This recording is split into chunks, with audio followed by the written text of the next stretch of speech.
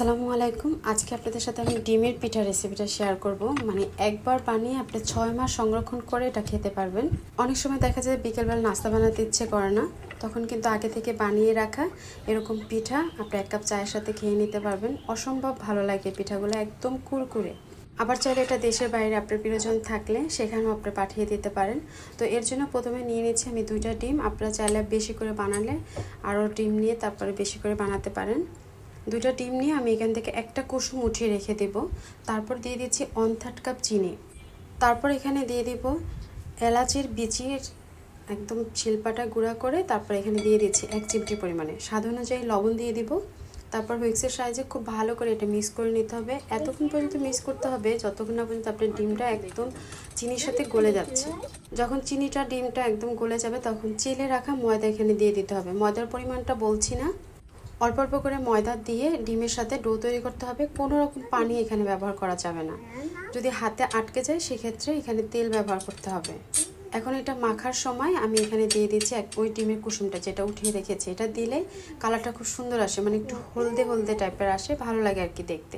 যখন দেখবেন মাখার সময় হাতে এরকম চিটকে যাচ্ছে, আটকে যাচ্ছে, সেই সময় দিয়ে দিবেন তেল।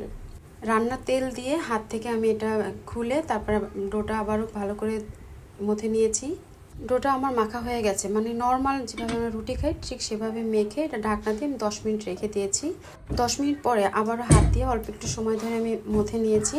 এখন ছোট ছোট করে লেচি কেটে তারপরে পাতলা করে রুটি তৈরি করতে হবে। খুব বেশি একটা পাতলা না, আবার খুব বেশি একটা মোটাও না। তো আমি এখানে আপনাকে 5-6টার মতো ডিজাইন শেয়ার করব। আপনি চাইলে যে কোনো একটাও করে নিতে পারেন, তবে ডিমের পিঠা বানালে কেউ একটা করে না, অনেকগুলো ডিজাইন করে তারপরে বয়ম ভরে রেখে দেয়। কোকাকোলার মুখা দিয়ে ছোট ছোট করে গোল কেটে এটাকে সিমফুল বলে। আর ভাঁজটা একটা দেখলে আপনারা পারবেন। এভাবে করে বানিয়ে নিলাম। এটা ছোট বড় যেভাবে ইচ্ছা আপনি বানিয়ে নিতে পারেন। তারপর আবারও ডো থেকে আমি আর একটা রুটি তৈরি করে এভাবে লম্বা লম্বা করে কেটে নিয়েছি চাকুর সাহায্যে। এটা হচ্ছে পাশপাতার ডিজাইন বলে এটাকে। যদি এই পিঠার ডিজাইনগুলো কিংবা পিঠাটা আপনাদের কাছে ভালো লাগে তাহলে রিকোয়েস্ট থাকলো আমার চ্যানেলটি সাবস্ক্রাইব করার। হালকা একটু পানি দিয়ে তারপরে এটা আটকে দিলে কিন্তু বাঁশপাতার একটা ডিজাইন হয়ে যাবে। আসলে পিঠাগুলো বানানো একদম সহজ, সবাই পারবে। হাত দিয়ে শুধু চাপ দিলে হবে, কোনো রকম স্বাদ ছাড়া আর কি অনেক রকমের ডিজাইন করা যায়। তো বাস আমার হয়ে গেল বাঁশপাতার ডিজাইনের পিঠা। এখন আরেকটা পিঠা শেয়ার করছি। রুটি বানিয়ে এরকম 4 কোণা করে আমি কেটে নিয়েছি আর 4 সাইডটা এভাবে ছুরি দিয়ে কেটে নিয়েছি।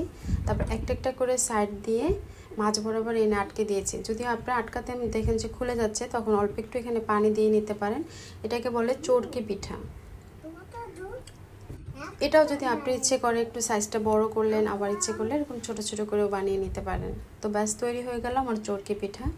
এখন আবারও রুটি তৈরি করে এরকম গোল গোল করে কেটে নিয়েছি। তারপরে এরকম ভাঁজ করে দিব মাছ বরাবর। আর এই পিঠাটার নাম হচ্ছে পদ্ম পিঠা। তো একটা এভাবে 2টাই বানিয়ে নেব। 2টা বানানোর পরে মাছে একটুখানি পানি লাগিয়ে একটার সাথে একটা জয়েন দিয়ে দেব। একটু পানি দিয়ে জয়েন দিলে দেখবেন ভাজার সময় আর খুলে যাবে না।